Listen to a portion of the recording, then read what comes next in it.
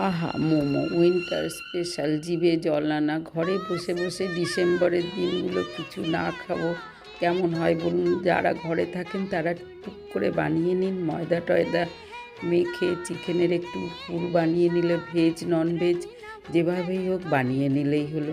ব্যাস এইভাবে ছোট ছোট লেচি করে পুর ভরে চটজলদি হয়ে যায়। এইবার সমস্তগুলো আমি করে নিয়েছি, দেখুন দারুণ শেপের মোমো। আর কি কথা বন্ধুরা, রেডি সমস্ত।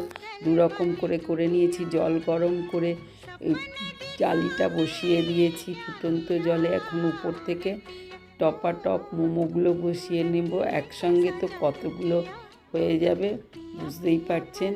একটুখানি 30 থেকে 35 মিনিট ভাপে রেখে দিলেই হয়ে গেল মোমো আপনার। চলুন, যারা মোমো পছন্দ করেন রাতের ডিনারে তাদের জন্য রইল স্পেশাল সিম্পলভাবে বানানো মোমো।